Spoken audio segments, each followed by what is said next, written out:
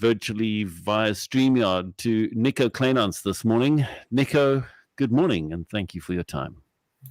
Good morning to you and also to the listeners. This week we experienced a death in our family. One of our elders passed away, and his spouse was rushed off to hospital in a deep coma. Our family feels stunned by this. And over the years, we've noticed that whenever a crisis occurs in our family, it was my generation who had to step in and fix whatever was wrong. But now it's getting to the point where my generation is getting into our 70s and our 80s, and we can no longer fix some of the issues that we were able to when we were a lot younger. And so the question that I've been asking myself is, what happens when we need help? What happens when we trigger the crisis? What will happen when the younger generation has to reach out and say to us, lean on me, let's walk this journey together? And I admit that it's a strange experience when somebody younger has to become a parent to their parent. I remember when I became a caregiver for the first time because my parents could no longer cope. It wasn't an easy transition for me to make. And my siblings notice now, as we're getting older, our roles as elders are changing. And soon the time will come when somebody younger will have to become the caregivers of the family. To those of you who are moving into that role, becoming the new caregivers, this is an excellent time to have a chat with God. Because you're going to need wisdom, you're going to need grace, and you're going to need compassion in your new role. And notice I'm not talking about needing patience, because I've learned a long time ago, when you ask God for patience, God tends to create situations where you can exercise patience. And that's not always a pleasant experience. It's going to be a new role that you will have to adapt to.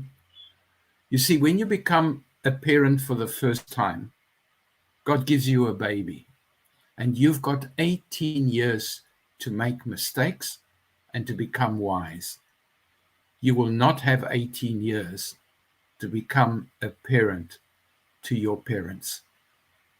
There will be mistakes.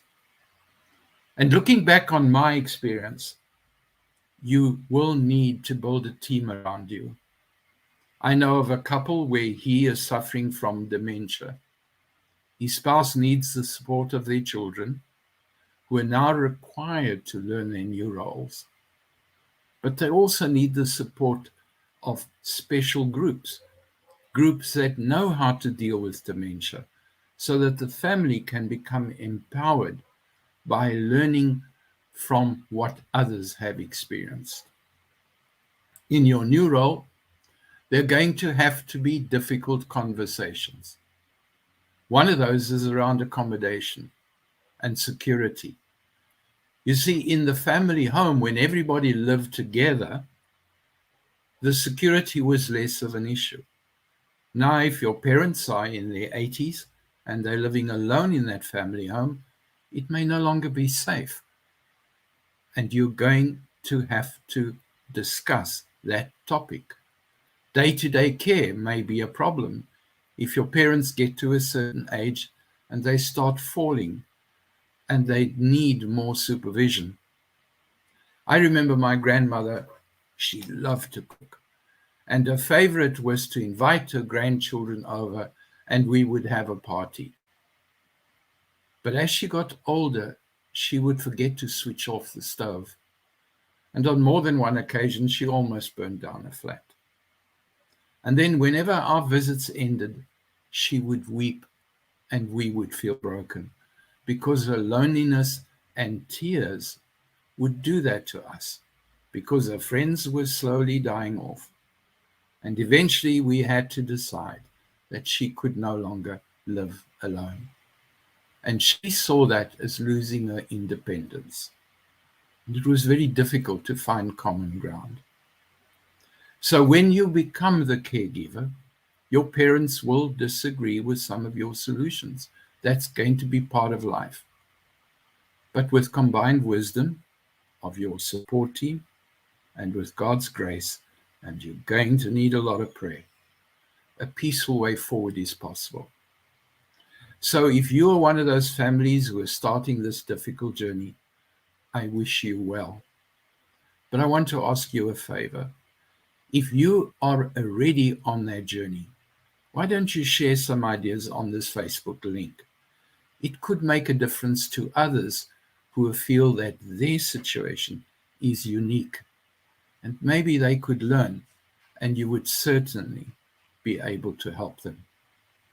I wish you well. Thank you. Thank you so much, Nico. Some real things that we need to think about and process. Thank you for your time this morning. It's a pleasure.